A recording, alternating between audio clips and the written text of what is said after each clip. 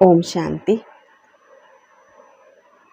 आज कई बार कि किसी व्यक्ति के कुछ छोटी सी भी बात उसने बोली, लेकिन वो हमें चुभ गई, उसमें हमें इंसल्ट महसूस हुई, हम अपमान महसूस कर रहे हैं, अपना बेइज्जती महसूस कर रहे हैं।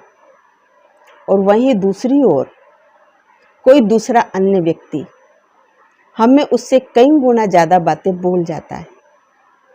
वो बातें हमें चुभी नहीं, वो बातों में हमें इंसल्ट महसूस नहीं हुई, वो बातें हमारे दिल पर नहीं लगी।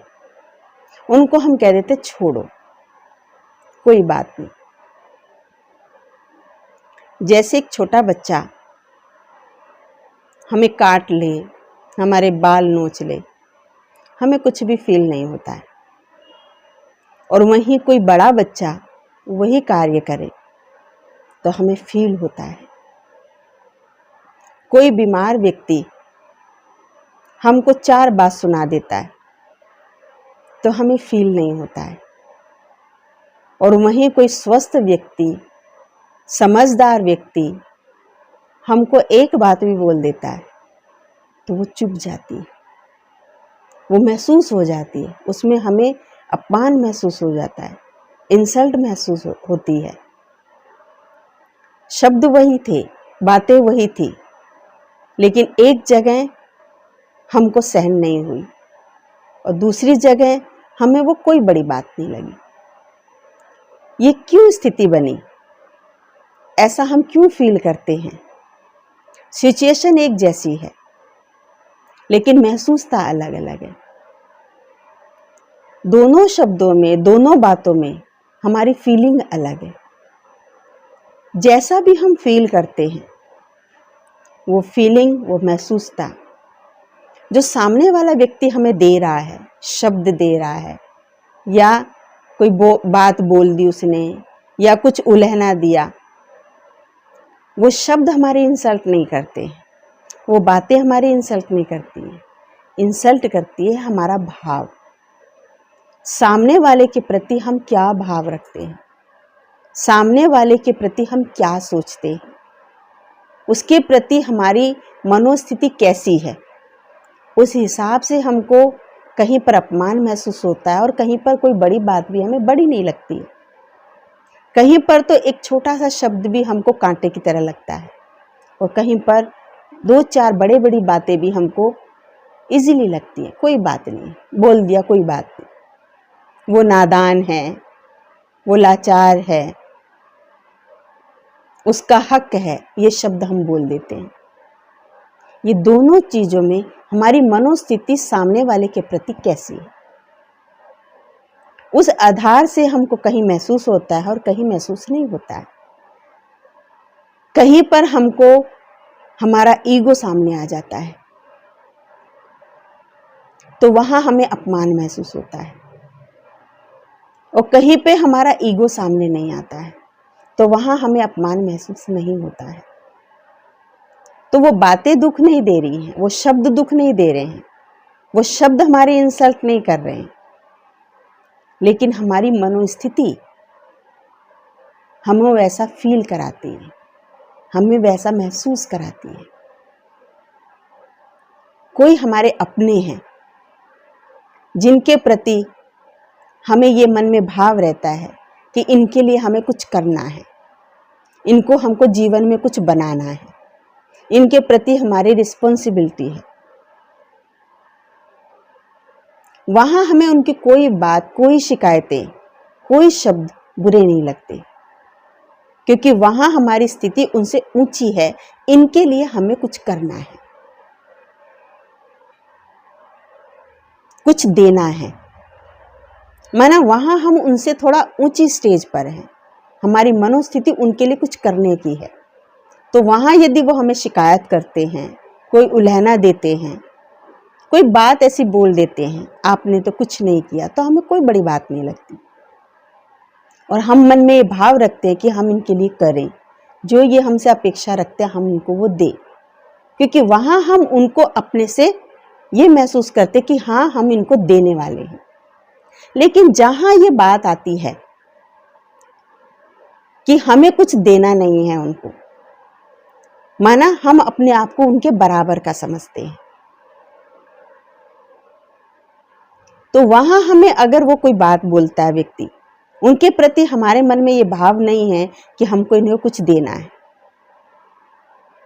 वहां हमें पता है वो समर्थ हैं, वो सब कुछ कर सकते हैं, वो इस लायक है, वो हमसे भी ज्यादा समर्थ है। तो वहां यदि वो हमारे लिए शिकायत रखते हैं, कोई उलहना देते हैं, कोई बात ऐसी बोल देते हैं, तो वो हमको एक बात भी चुभ जाती है। हमारी अपेक्षाएं, हमारे मन के भाव, हमको उस आत्मा के प्रति हम क्या सोचते हैं उस हिसाब से हम फील करते हैं। तो फील शब्द नहीं कराते, फील कराता है हमारा मनोभाव, जिनके प्रति हमारा प्यार है, जिनसे हमारे रिश्ते मधुर हैं, जिनके प्रति मन के अंदर उदारता की भावना है, रहम की भावना है, शुभ भावना है, उनके लिए कुछ करने की भावना है, तो वहां हमारा ईगो नहीं टकराता है। और जहां ईगो नहीं टकराता है तो वहां कभी अपमान महसूस नहीं होता है, इंसल्ट महसूस नहीं होती है। लेकिन जहां जिनके प्रति हम कुछ अपेक्षा लेने की रख रहे हैं, या बराबरी की रख रहे हैं, या उनके प्रति हमारे रिश्ते अच्छे नहीं हैं, मधुर नहीं हैं, अपनत्व नहीं है, जहां अपनत्व है वहां भी फील नहीं होता है। लेकिन जहां अपनेपन नहीं है, कोई रिश्ता नहीं है हमारा, उस रिश्ते में कड़वाहट है, तो कड़वाहट में तो एक शब्द भी जहर जैसे लगता है, वहां हमें महसूस होता है, फील होता है। वहां उनका एक शब्द भी हमको, वो नॉर्मल शब्द बोलेंगे, वो भी हमको भारी लगता है सुनने में। इसलिए कभी हमको अपमान महसूस ना हो, कभी हमारी कोई इंसल्ट ना करे, कोई हमको कोई खराब बात ना बोले, हमको कभी फील ना हो, उसके लिए सिर्फ एक ही काम करना है कि अपने मन की स्थिति को इतना ऊंचा बनाएं। परमात्मा कहता है, परमात्मा ने हमको स्वमान दिया है, परमात्मा ने हमको वो स्टेज दी है, वो सीट दी है, वो सीट है दातापन की, वो सीट है शुभ भावना की, शुभ कामना की, सबके प्रति प्रेम की भावना की, सबके प्रति रहम का भाव। बहुत ऊंची सीट है। जब हम इस ऊंची स्टेज पर, ऊंची स्थिति में स्थित हो जाते हैं, तो हमको सब नीचे दिखाई देते हैं। ये परमात्मा ने बहुत ऊंचा सिंहासन दिया है, हमको आसन दिया है। इस सीट पर अगर हम बैठ जाते हैं, इस स्थिति में अगर टिक जाते हैं, तो ना हमारा ईगो टकराएगा, और जब ईगो नहीं टकराएगा तो हमें कभी अपमान भी फील नहीं होगा, हमें कभी इंसल्ट भी फील नहीं होगी। जैसे कोई रोगी है, बेसहारा है, कोई कमजोर व्यक्ति अगर हमको कुछ बोल देता है, तो हम मन में क्या भाव रखते हैं? कोई बात नहीं, ये बेचारा लाचार है, ये बेचारा परवश है, ये कमजोर है, इसे जरूरत है, या ये नादान है, इसको समझ नहीं है। छोटा बच्चा अगर कोई गलती करता है तो हम क्या कहते हैं? कोई बात नहीं, बच्चा है, नादान है, अभी इसको समझ नहीं है। कोई किसी भी रीति से कमजोर है तो हमारी उसके प्रति रहम की भावना होती है, उसके लिए कुछ करने की भावना होती है। तो वो अगर हमसे कोई अपेक्षा रखता है, उम्मीद रखता है, तो हमको बुरी नहीं लगती है। तो इसलिए जब भी कभी अपमान की फीलिंग आए तो परमात्मा के ये बोल याद रखें। परमात्मा को देखो हम क्या क्या कहते आए हैं आरतियों में, वैसे भी परमात्मा को कितने उलाहने देते आए हैं। जब भी कोई अच्छा काम होता है तो हम क्या कहते हैं? हमने किया। और कुछ भी बिगड़ जाता है तो हम सब भगवान पर डाल देते हैं कि भगवान ने किया, ये भगवान ने अच्छा नहीं किया, हे भगवान आपको ऐसा नहीं करना चाहिए।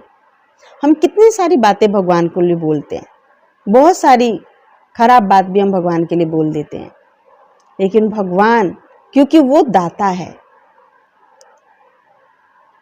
वो जानता है कि हमको पता नहीं है, क्योंकि बोलते वही हैं जहां से उम्मीद रखते हैं।